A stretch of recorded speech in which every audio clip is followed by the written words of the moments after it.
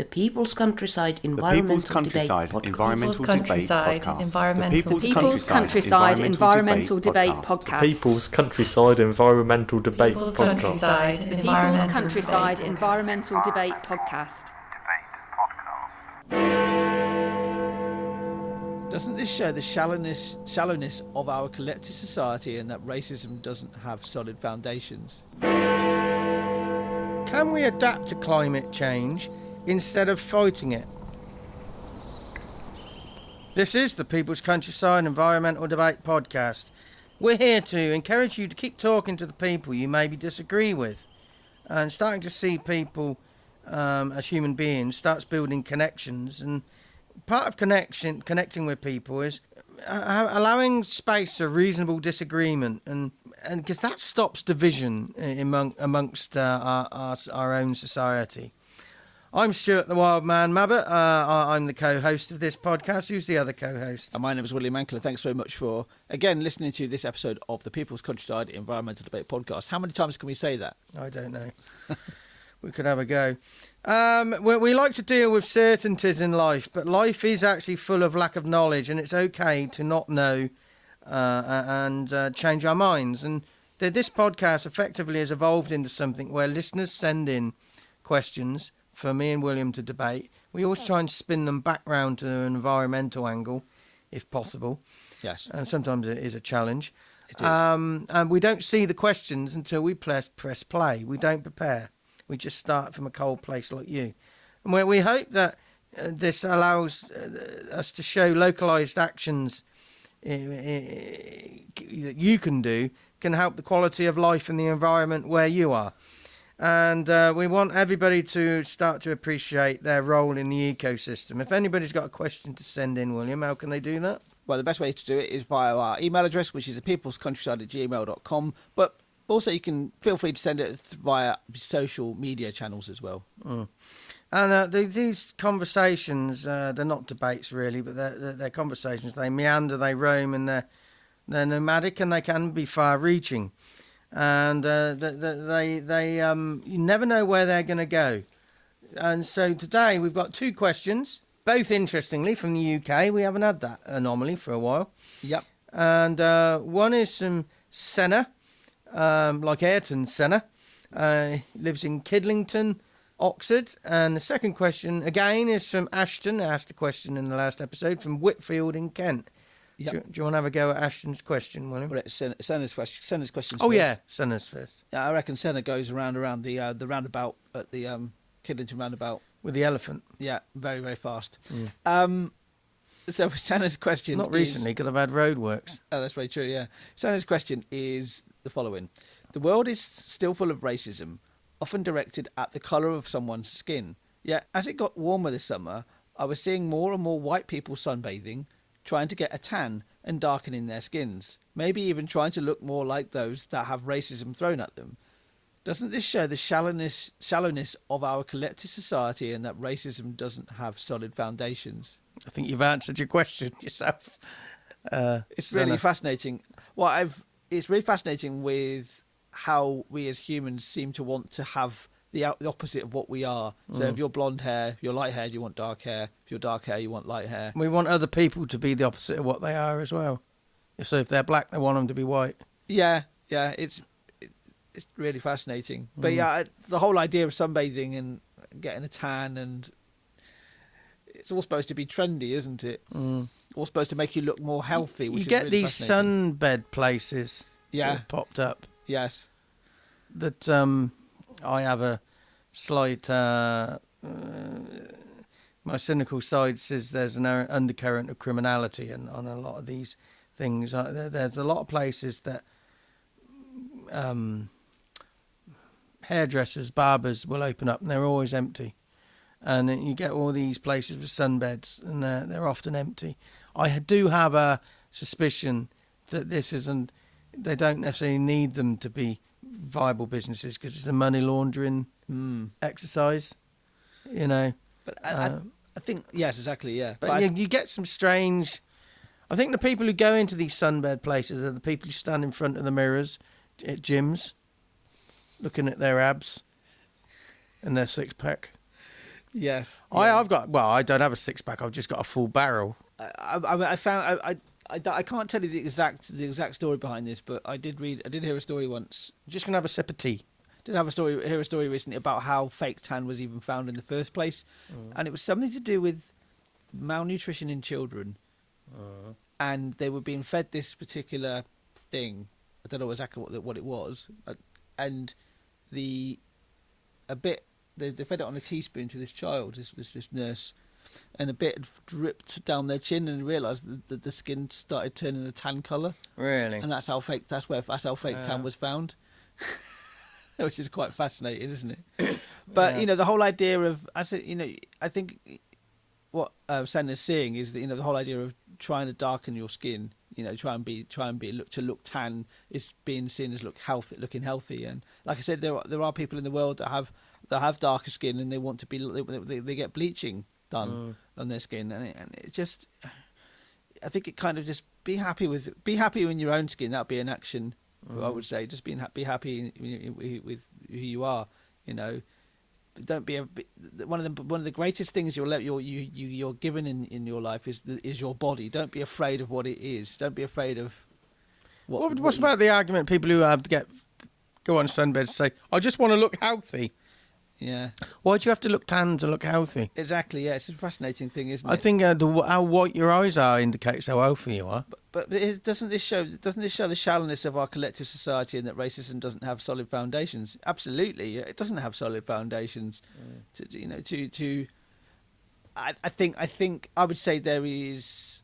I can understand why difference leaves people can lead to somebody feeling insecure. And unsafe, but that's just from my own perspective. It really. But this whole idea of darkening skin and getting a tan and all that sort of thing reminds me of an incident that happened to me many years ago. I'm talking about maybe about 10 years ago now, actually.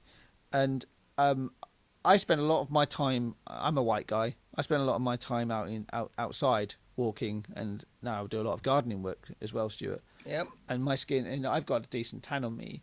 And my wife and I were walking through a certain part of London, and we were looking to cross the road.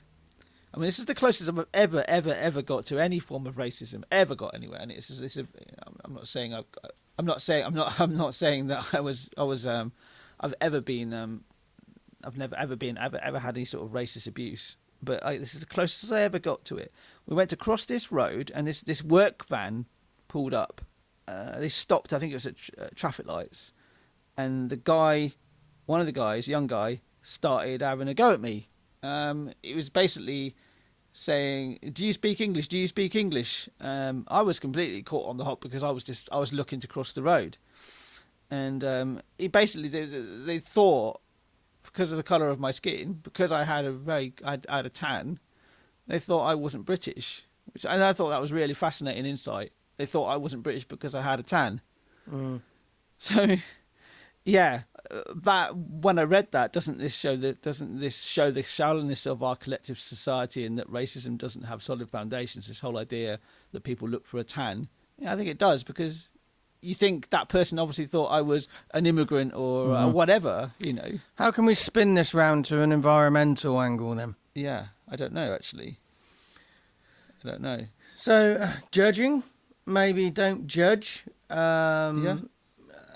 And I mean, you could look at the world of activism and realise that you have this idea of what an activist is, but then you'll find somebody who is not that way at all. You might have say, if you think about racism, you have this very defined idea of what a particular person from a particular part of the world in a particular ethnicity is, but they're not, because everybody's the unique individual that they are. They are coloured by their culture. Yeah, maybe take the opportunity to start a conversation. Maybe you missed the opportunity at these traffic lights where that bloke, passenger in that van, said, "Can you speak English?" Maybe you missed the opportunity to start a conversation with him. And it's what we often do in environmental matters. We miss the opportunity. If that had been me, I'd have probably sidled up to him, put my arm on the side of his van and said, "Yes, darling, I do." Yes, but I've been watching Betty Hill this morning. Sorry. Right. Yeah, the situation happened. It happened in about the space of 10 seconds, if that. It was a very, very, very quick situation. Yeah. But that's what came to my mind when I thought about this. Yeah. Okay. Is that an environmental slant then? Is that what you're saying? I would say just take the opportunity to start conversations, and because we avoid with the big environmental challenges we face, we just brush them under the carpet too readily. We avoid conversation. Yeah, In we general. judge, we avoid things. Yeah. So should we go on to Ashton's question? then? Ashton's back from Whitfield in Kent. Kent is the furthest south. If you look at the UK in a traditional map, it's the furthest southeast county. Yes. But actually, the UK is at an angle. So Yeah, it's the further southeast you can get before you go into the channel and go to France, basically. Yeah, Whitfield, you were right. I did check it earlier from near Dover. It's near Dover, just north of Dover. Yeah. So I get the feeling that Stuart wants to read this question. I want to read this question. I don't know why he wants to read this question, but I've got this like sixth sense. Yeah. Okay. Ashton's question is: can we adapt to climate change instead of fighting it? I think we already are. We already are. Yeah. We need to adapt to fighting to it less. We also need to fight it. We had way back near the beginning of this, when listeners started sending in questions, there was a question about should warlike rhetoric be used in our everyday language. Yes. And so fighting, maybe so. Take the word fighting out, and so can we adapt to climate change instead of resisting? But that's even a warlike resistance. It is a warlike. Very hard. I'm going to throw out a controversial thing now, which a controversial opinion maybe that I've been thinking about over the last maybe the last 20 years or so, as far as when it comes to environmentalism and the climate crisis, that we just don't give a damn. We just adapt. We adapt to the situation, and we're not really going to make much difference. That actually with climate change, it hasn't just been what we're doing now. It's been what we've been doing for the last 200 years, especially in the West, about in the industrialised nations, and how much carbon dioxide has been put into the atmosphere over the last 200 odd years.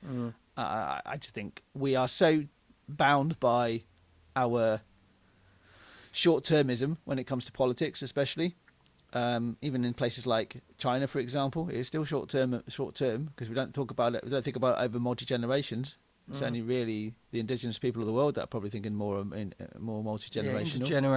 Intergenerational. That we're so bound by our we just think so much in the now that we don't really think about the future. And I just think we're just going to be. We are, we can. The question here from Ashton says, can we adapt to climate change instead of fighting it? Can we adapt? Yes. Well, we can, but we are. It's not even can we? We are. We are continually adapting. How we're adapting our cities. With more flood defences, for example. Or even if we deny climate change is happening, we're still going to have to adapt to whatever's going on. Yeah. So regardless of how we go forward, we have to adapt. Yes. Every moment of our consciousness is adapting. I think when we think about climate change, and I'll say it from my own point of view. When I think about climate change and about the climate crisis that we're facing, and we're having this issue of the steadily increase of temperatures in the world, and it's definitely we know it's linked to the CO2 that's being put out there. But then when you look at how the world is ran, how the leaders act, in their own self-interest, and they don't talk to each other. You get things like Brexit, for example. I'll bring Brexit into it because it's like, well, United Kingdom left the EU, division rather than coming together. We are all the same. We're the same. The same species. Why do we not work together? Why do we not work together more? And it's because we are still unevolved. Exactly. We have not evolved far enough. Biologically or emotionally. Exactly. Emotionally especially, we're still that frightened infant. Yeah, frightened infant, frightened animal that is being stalked by prey, being preyed upon. Even though we're the top of the food chain now, we just haven't evolved any further than that.